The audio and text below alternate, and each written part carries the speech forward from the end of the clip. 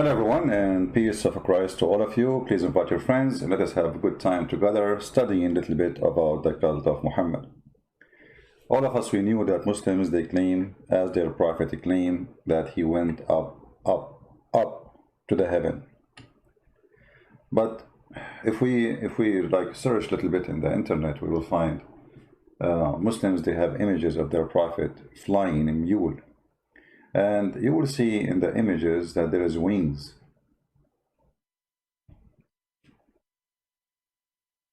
But all my life, I'm studying this cult. I never saw any resource,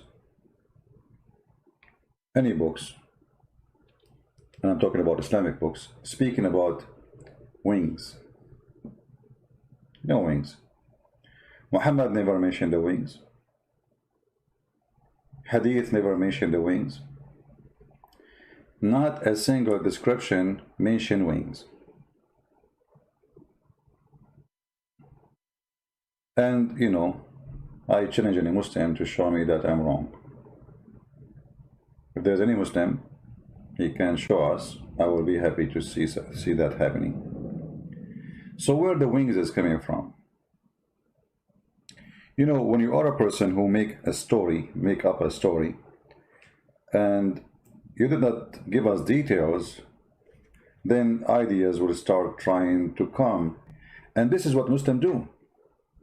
Muhammad, he gave them a house which is in a very terrible shape.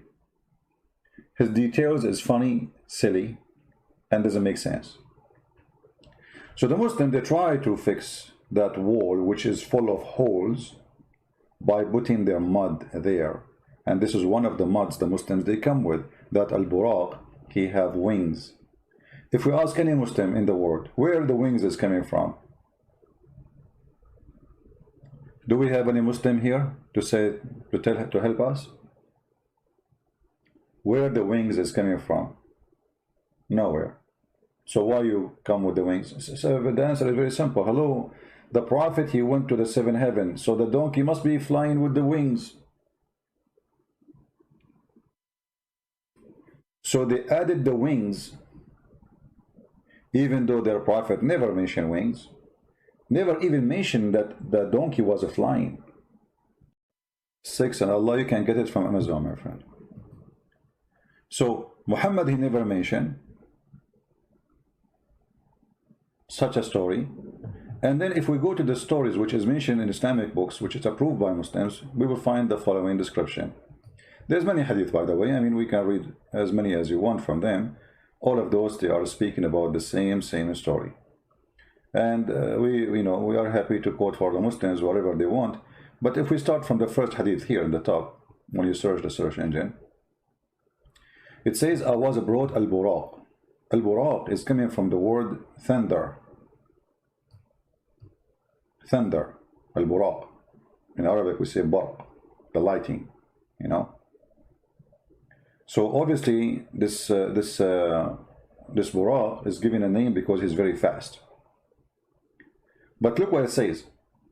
Who he is an animal. He is an animal. He described him as an animal. And this animal is longer than a donkey but is smaller than a mule. So this animal is white. And you need to remember always, when a description is given, there is a reason. Why the animal is white? I mean, why it's not black? Why it is white? Muhammad is coming from a racist culture, and he himself is very racist against the black color. If you remember Muhammad, he said clearly that Shaitan is black. The one who will destroy the Kaaba is black. In the judgment day, Allah will make all bad people like me black, and will make all good people like the Muslims white. And now he is receiving an invitation to Allah in the top of a flying donkey. There's no wings. It's just a donkey. But this donkey, it is in the size between a mule and a horse. It's not too big. It's not a mule. You know, it's not between the size of a donkey and a mule. It's not a horse. And this is white animal because simply Muhammad is going to heaven, and only white are allowed to enter heaven in Islam. He is longer than a donkey, but is smaller than a mule. And you will notice here the hadith mentioned the hoof of this donkey. And here you ask yourself, if Muhammad was going up to heaven, what does hoof have to do with that story? You know what I mean? And you notice here the place of his hoof, a distance equal to the range, like how big this hoof is, how big this donkey. I mean, you just told me he is between, he's smaller than a mule, bigger than a donkey. When this mule he walk, he have a certain way of jumping or walking. Okay, was this mule jumping to heaven or he was flying? When you speak about his hoof, obviously Muhammad, he did not go really to the sky, because obviously the hoof of this animal is used in the trip. He was kicking with his legs, with his feet, if we can say the word feet.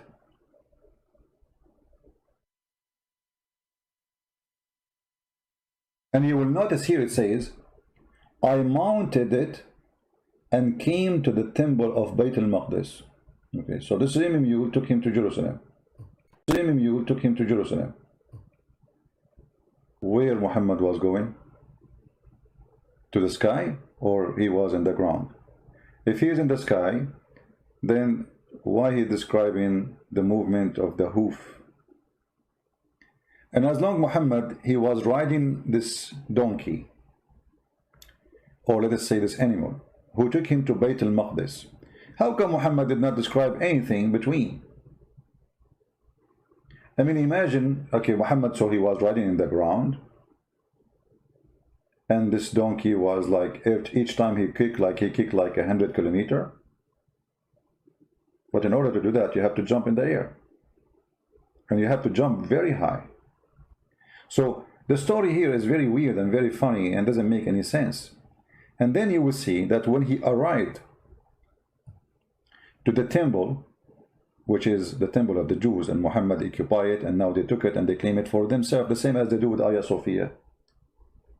The gang religion, the thief religion, they occupy your land and they take your churches or your temple and they make it Islamic. When he arrived to Bayt al-Maqdis, which is the temple of David, he tied his mule with a ring. And look what it says. It says this is a ring used by prophets to tie what? To tie al-buraq. But this is mean that al-buraq was an animal who take prophets to that place. And in the door there's a ring, and those prophets, they tie this mule to it. I don't know if you know what I'm talking about. Like if you see old buildings, you will see like they put a ring in the wall.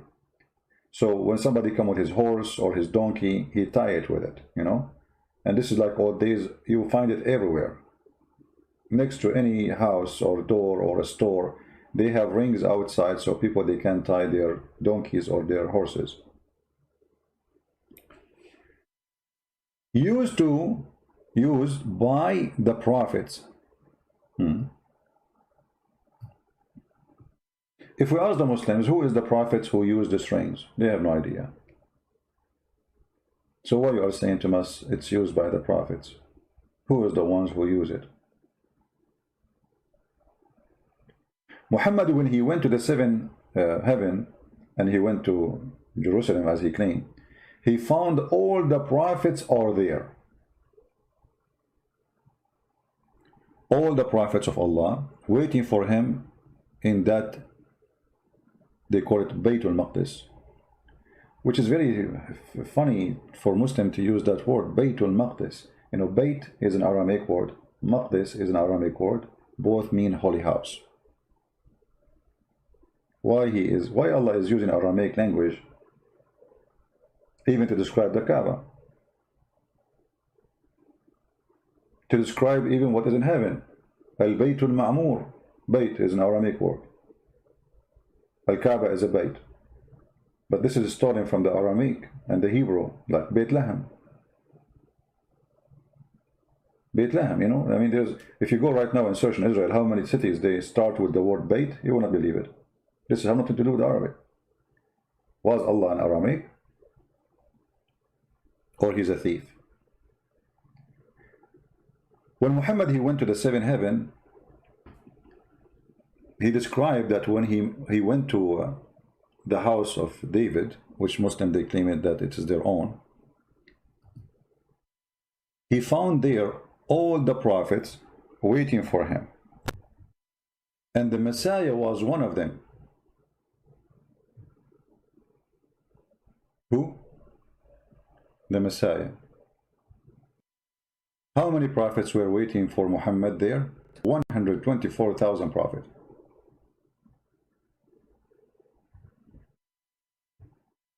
How many? 124,000 prophets.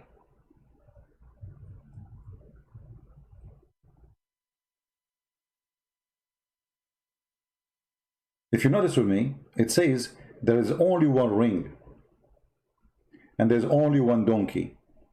Muhammad, he mentioned that this is a donkey he used to go there.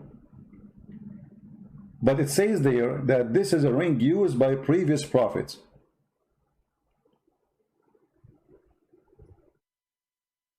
Did they use different donkey or the same al-buraq? If we go to different hadith, we will find that Muhammad confirming that the prophet waiting for him there. Let us show some reference.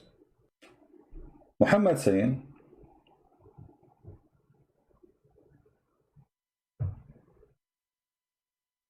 when he arrived to the house, it's called Baytul Maqdis, the holy house,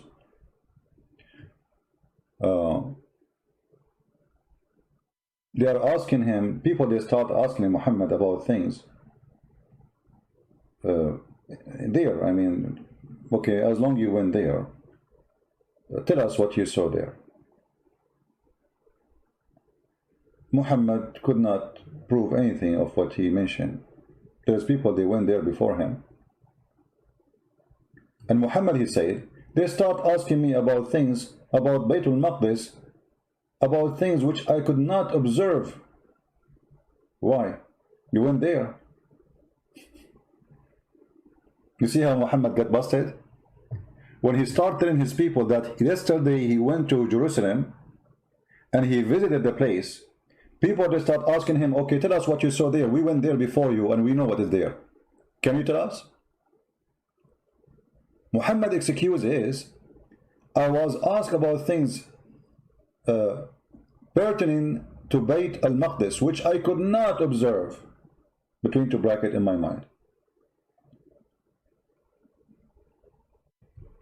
What? So you were there, but you can't describe it?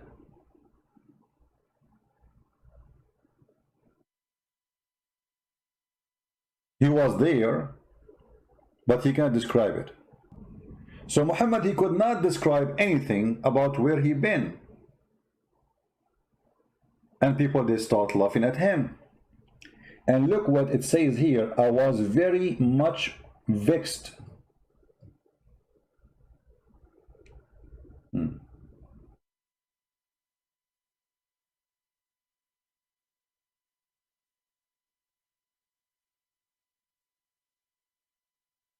He was very sad, very upset. He could not prove anything.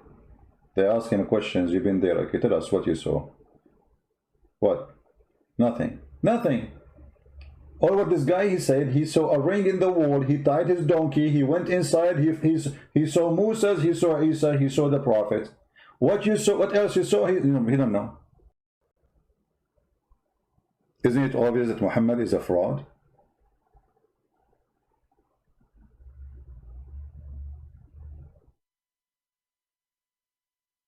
And then, brother, Allah has raised it. Oh, no, this is a different story. Allah, He left up all of Jerusalem to the sky, so Muhammad can see it. What? Allah raised it before my eyes. I looked toward it and I gave them information about whatever they questioned me. I also saw myself among a group of apostles. They are there. Yes, brother. I saw Moses saying a prayer, and I found him to be a well-built man, as if he was a man of the tribe of etc. I saw Jesus, son of Mary, even Jesus was there, offering a prayer for all men. He had the closest resemblance of Urwa. Jesus, he looked like Urwa. I saw Ibrahim. I mean, we go back all the way to Ibrahim. Abraham is there too. Okay, all those prophets, are they dead or they are alive? As I know, according to Islam, all the prophets are dead except one. His name is Jesus the Christ. They call him Isa. So what do you mean you saw Ibrahim, you saw Moses, you saw... Are they dead or not?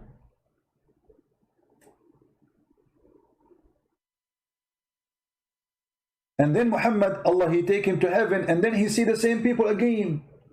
So are they in the house of Bayt al-Maqdis in Jerusalem, or they are in heaven? The story even get funnier and more stupid. From Ibn Abbas, he said that when he went to Jerusalem, he found all the Prophet there. Let us see if we can find the hadith. Let us translate to English. You will see here it says, he found all the messenger of Allah, all the prophets of Allah are praying there behind him. Click, translate to English.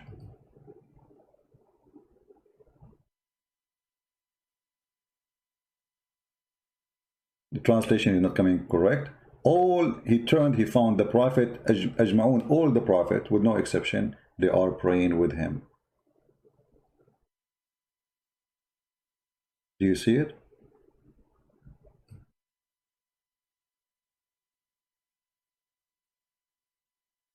Which God gather all his prophet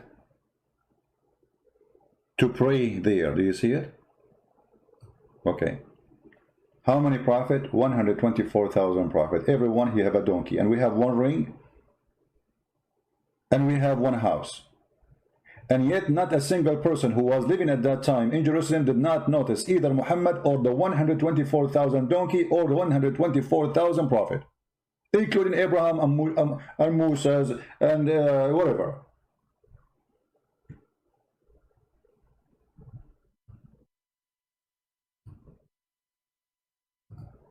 All the prophets were there.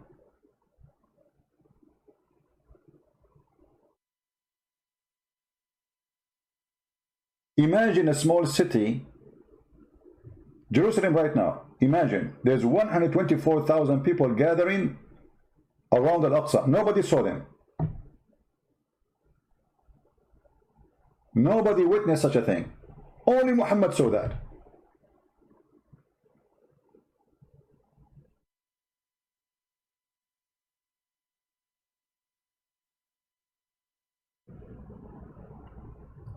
The story even gets funnier and more complicated.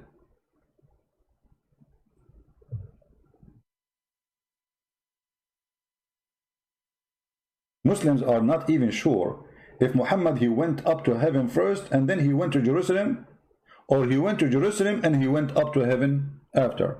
Why? Because Muhammad he is a fraud. He contradicts himself. If we go back in the hadith here, based on the story here, Allah took him first to Jerusalem.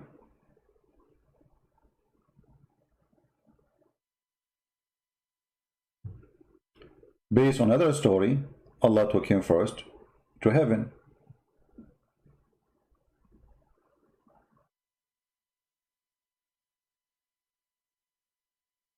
Which one happened first? This is what happened when you have a false prophet who claims something does not exist.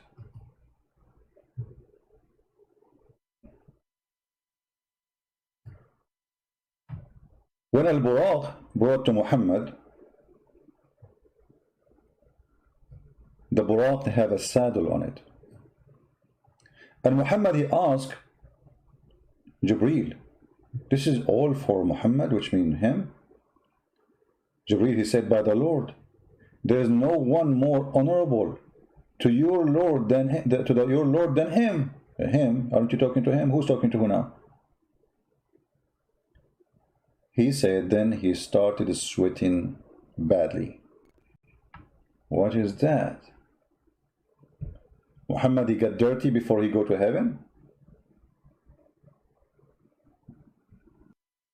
Remember, Muhammad, before he was taken to heaven, Jibreel, he cut his stomach, he took his, his liver, his kidney, he took his heart, he took his, everything out, and he washed it with the water of Zamzam. Now Muhammad is, the second Muhammad is going to heaven, now he's sweating again.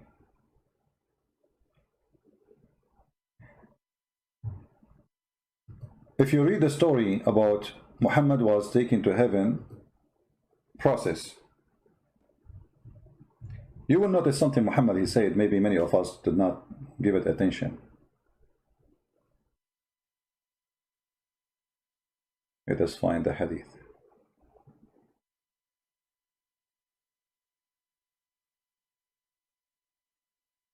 Here we go. Until now, we did not talk about Muhammad where he went, because this is the final destination we're going to reach. But look how Muhammad, he tried to fool the fool. That's why I say always, if a fool like Muhammad can fool you, how fool are you? Muhammad described that before he go to heaven, Allah, he did a plastic surgery for his chest and his belly. 3 angels, they came. And they put him in the floor, and they did the following. They took him beside the well of Zamzam. Among them was Jibreel. He took a charge on him. This is the Dr. Jibreel now. Jibreel cut open the part of his body, between his throat all the way to his testicles. And he took all the material out, the screws, the nails, the material of his chest and his abdomen. And then he washed it with Zamzam water. With his own hands, till he cleaned, he cleansed the inside of his body. And then a gold tray, a gold bowl, full of belief and wisdom, was brought. Full of what? Of belief and wisdom. Here we learned that in Islam you can install wisdom. It's just a mechanics thing. You open the stomach of somebody, or what you need, 2 dishes, 1 dish of faith and 1 dish of wisdom, and then they stuff it inside you. So in this garbage religion, the Muslim, they say to us, Islam is scientifically accurate, Islam logically accurate, Islam is makes sense. Yeah, it makes sense that there's a prophet, he got his faith in dishes. Remember Muhammad, nobody saw him. Even his wife, she said, he was next to me. He did not move. He was next to me all day long, all night. He's in bed.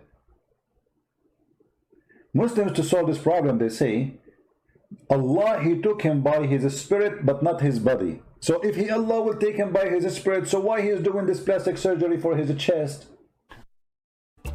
Call me right now. Call me right now. Call me right now. Call me. Call me now, go to heaven right now.